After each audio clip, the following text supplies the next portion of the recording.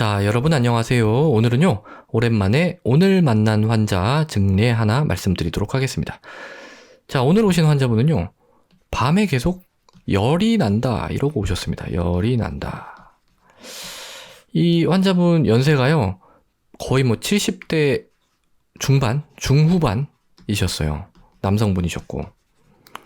근데 이렇게 고령에서 열이 난다 그러면은, 저는 좀 약간 경각심이 들거든요. 그런데 뭐 일단 내원을 하셨을 때는 열은 안 났어요. 36.7도. 근데 본인은 밤에 계속 열이 난다. 그래서 재 보셨어요? 그래서 재 보셨대. 재 봤더니 몇 도나 올라가셨어요? 했더니 38.7도 막 이렇게 올라간다는 거예요. 그래서 이건 뭔가 있다. 그래서 요새 이제 인플루엔자도 있고 뭐 코로나도 있고 다른 뭐 감기 바이러스도 열 나게 하는 그런 바이러스들을 좀 돌고 있거든요.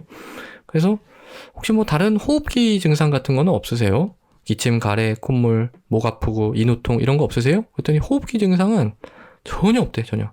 제로. 난 다 괜찮은데 열만 나는 게 문제래요. 그래서 좀 이상한데 이러면서 계속 뭐 이것저것 뭐 소변 보시는데 불편한 거 없으세요? 뭐 이것저것 이제 계속 좀 문진을 했어요. 그랬더니 이분이 약간 이제 이거 나오는 거죠. 이거 바쁜데 이러시면서 빨리 그냥 감기니까 감기약 좀 주세요. 이러면서 얘기하시는 게 사실 며칠 전에 이제 다른 병원에 가가지고 감기약을 받으셨대요. 감기약 받아가지고 드시니까 좀 좋아졌는데 아직 좀 뭐 남아 있는 것 같아서 좀 더 줘. 이러시는 거예요. 그래서 좀 애매한데 이러면서 조금만 계셔보세요. 이러면서 청진을 했어요. 청진. 혹시 모르니까 아무 호흡기 증상이 없지만 혹시 모르니까 청진을 했어요. 그랬더니 다 괜찮은데 뒤쪽 아래쪽을 딱 청진을 했는데 소리가 잘 안 들려. 청진을 하면 이 의사가 이렇게 청진하면 뭘 듣는가 하면 숨을 이렇게 들이마시고 내쉬는 소리를 듣는 거거든요. 근데 소리가 안 들려요. 소리가. 그래가지고 좀 크게 쉬어보시라니까요. 이래서 했는데도 소리가 약해요. 그래가지고 아무래도 어르신 저기 엑스레이 하나 찍어 보셔야 될 것 같은데요. 가슴 사진, 폐 사진 한번 찍어 보셔야 될 것 같은데요. 그랬더니 이거 지금 증상이 없다니까, 열만 난다니까, 열 떨어뜨리는 약만 좀 처방을 해달라니까 그러시네. 이제 이러시는 거를 이제 겨우겨우 설득을 해가지고 이거 어르신 얼마 안 걸리니까 금방 해드릴게 이러면서 이제 찍었어요. 그랬더니 로바 뉴모니아 나왔습니다. 로바 뉴모니아. 와, 진짜 이런 경우도 처음이었어요, 제가. 그러니까 이거는 굉장히 대엽성 폐렴이라고 해가지고 많은 부위를 침범하는, 넓은 부위를 침범하는 폐렴이 나온 겁니다. 폐렴. 와. 근데 증상은 진짜 호흡기 증상 하나도, 기침도 안 하고 아무것도 없대. 그냥 열만 나고 온몸이 두드려 맞는 듯이 아픈 그 근육통밖에 없었어요. 진짜. 한 10번 넘게 물어봤거든요. 야, 이거는 만약에 이거 소리 안 들어봤으면은 큰일 날 뻔했다. 이런 생각을 하면서 응급실로 보내드렸습니다. 일단 이렇게 어른이 돼가지고요, 열이 나면은 뭔가 이상한 거예요. 그리고 폐렴인데 어떻게 이렇게 증상이 하나도 없을 수 있지? 뭐 그럴 수도 있습니다. 특히 이제 고령층의 경우에는 특히나 좀 증상이 오히려 면역이 활발하면서 증상이 나타나는 거거든요. 그래서 면역이 활발하지 않으면서 뭔가 위치 자체가 뭐 기관지 쪽이랑 많이 뭐 닿아 있지 않거나 그렇다면은 뭐 그럴 수도 있습니다. 저는 여전히 좀 이해가 안 가는데 어떻게 그렇게 증상이 없을 수 있었는지. 근데 어쨌든 그렇게 왔으니까. 그래서 이분은 정말로 증상은 발열하고 근육통밖에는 없어서 이제 바이러스 감염을 제일 먼저 생각을 할 수밖에 없었던 분이었지만 아무리 목을 봐도 목에 뭐 이제 부어있거나 이런 것도 목 아픈 것도 전혀 없었고, 그러면은 이제 우리가 흔하게 그 성인에서 열이 올 만한 그런 질환들을 생각을 해볼 수밖에 없는 거죠. 자, 그래서 이제 좀 일반적인 말씀을 드리면은요, 우리가 의사가 진단을 한다라는 거는 무엇을 하는 것이냐.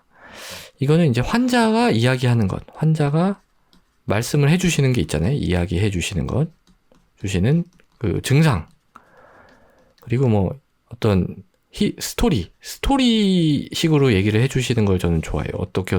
근데 스토리가 너무 또 이게 막 새나가면 좀 그런데, 어쨌든 그 증상의 스토리, 예, 뭐를 어떻게 하면 더 악화되고, 완화되고, 내가 뭘 할 때 주로 증상이 발생했고, 어떨 때는 또 괜찮더라. 근데 그게 점점 심해지더라. 아니면 점점 괜찮아지더라.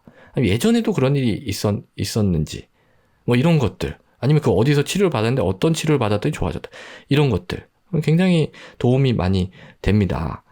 그런데 이런 증상 히스토리에서 아무 단서를 찾을 수가 없잖아요.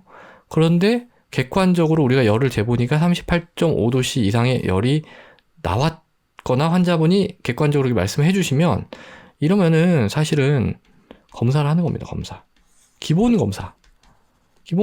만약에 이때는, 지금은 제가 이제 뭐 청진 해가지고 어쨌든 뭐 발견이 우연히 잘 됐잖아요.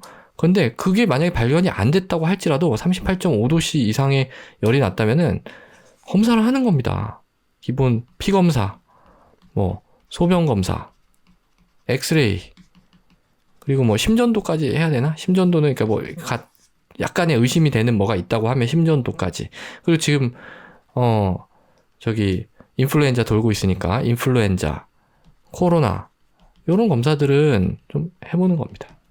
단서를 찾아서 뭔가를 진단을 하기 위한 노력을 계속 하는 거죠. 그래서 여기에서 이제 단서를 찾을 수밖에 없다라는 말씀을 드리는 거예요. 그래서 우리가 진단을 내리는 것은 어떤 단서를 가지고 그 몸의 내부에서 일어나고 있는 일들을 유추를 하는 과정인데, 그 유추를 하기 위한 단서가 이 증상, 요거에만 의존을 해서는 안 되고, 두드려보고, 만져보고, 이렇게 쳐보고, 또 눌러보고 하는 그건 이제 이학적 검사라고 해요. 의사가 하는 이학적 검사, 그리고 우리가 검사실에서 하는 이런 검사들, 이런 걸 다 종합을 해가지고 어떻게든 좀 유추를 하기 위한 노력을 해야 된다는 겁니다. 이게 뭐 이제 본인한테 불필요한, 물론 그런 검사들을 굳이 막 할 필요는 없어요. 불필요한 검사를 할 필요는 없는 겁니다. 그런데 필요한 검사를 굳이 안 할 이유는 또 없는 겁니다. 이렇게 의료 접근성이 뛰어난 나라에서 그럴 필요는 없는 거예요. 물론 뭐 CT, MRI 이런 거를 막 여기저기 막 불법 엄청 이런 거는 좀 문제가 있죠. 하지만 기본 검사, 피 검사, 소변 검사 이런 거는 좀 여러분들 불편하실 때 하시더라도요, 이게 뭐 재정에 크게 영향을 미치지 않아요. 그래서 이거를 너무 아낄 필요는 없다. 저는 그렇게 생각을 합니다.